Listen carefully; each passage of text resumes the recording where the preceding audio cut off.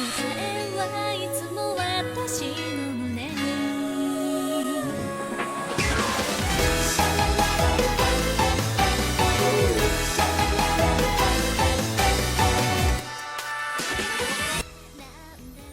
The Melancholy of Haruhi Suzumiya follows the ridiculous shenanigans of the SOS Brigade as its members attempt to keep Haruhi entertained, because she, unbeknownst to her but known by the other 4 members of the club, has the power to alter the universe whenever she becomes bored.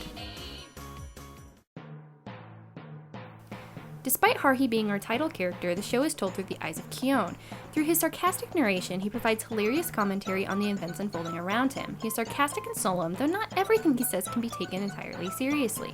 He manages to remain an interesting and charming character, balancing Haruhi very well. Haruhi is kindly labeled as eccentric much too often. Though she does have an unconventional personality, she is more than just a little odd. She is condescending, selfish, bossy, and bitchy. Though oftentimes a lot of fun, she habitually expects whatever her heart desires and, well, receives it, which enlarges her already much too large ego and can be vexing to watch. She shows the most development of the cast, but displays less than desired for a 28-episode show. None of Haruhi Suzumiya's 3 supporting characters, Yuki, Mikuru, and Koizumi, get nearly as much attention as the 2 leads, and it's really too bad. All 3 have intriguing setups, but they are given formulaic personalities and are mostly treated as comedic devices. Yuki is the most likable and empathetic of the 3 due to her limited character growth, but in the end the series has 2 strong characters and 3 good, but weaker ones. The plot consists of an interesting storyline that mostly functions to explain why seemingly rational characters put up with Haruhi's shit, while allowing for many hilarious adventures into the supernatural realm.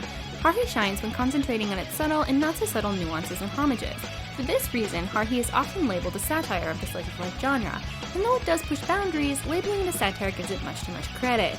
Though it makes lavish fun of slice-of-life cliches, it does so in a festive way that neither criticizes nor analyzes the medium itself. It's a spoof that mixes drama, music, mystery, sci-fi, and comedy without the intent of serious irony. Haruhi is incredibly unique because of how it aired. The first 14 episodes were originally broadcast and on linearly in 2006. The season was released in chronological order on DVD, and in 2009 was re-aired in Japan chronologically with 14 new episodes sprinkled throughout. The second season does not continue Haruhi's story beyond the ending of the first season, but instead interjects new content within it. Haruhi should be treated as if it has one 28-episode season rather than 2 14-episode ones, and should be watched in the 2009 broadcast order. It allows for the most fluid watch. Haruhi had a great opportunity to continue the plotline in the second season, but instead, Haruhi decides to focus on 2 story arc-like thingies. A 4-episode arc explores how the gang made the short film they released at the Culture Festival, and the other is an 8-episode arc entitled The Endless 8. In this arc, Haruhi does not want summer to end, so she unconsciously resets time every September 1st, repeating the last 2 weeks in August indefinitely. This is a really interesting concept, and so much could have been done with it. But instead they repeat the exact same episode with minor tweaks for 8 straight episodes, making it one of the greatest pain in the asses of anime ever, with a lame conclusion. Haruhi's animation is impressive. It's colorful, flashy, and fluid. It never slips up. The few action sequences that grace the screen are loud and proud, and has some of the most impressive cinematography in anime to date. All of the main cast, along with a few extras, are distinctive. Both openings are colorful and fun, though the second opening is visually more appealing with its use of color, Ben-Day dots, and rhythmic timing.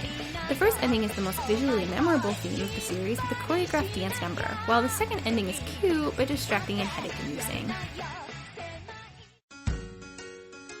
Haruhi should be watched in English. Though the Japanese is good, the dub is fantastic. Crispin Freeman gives Kyon sass, and Wendy Lee makes an incredible Haruhi. I got an idea! About what?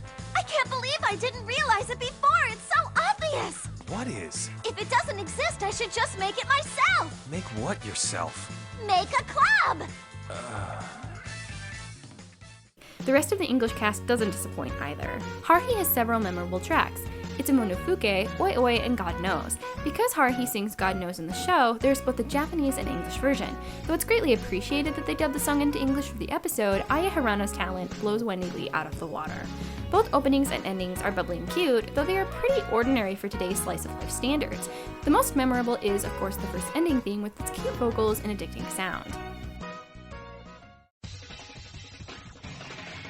Overall, The Melancholy of Haruhi Suzumiya is a unique spoof on slice-of-life high school comedies that is definitely deserving of praise for its originality and ingenuity. B.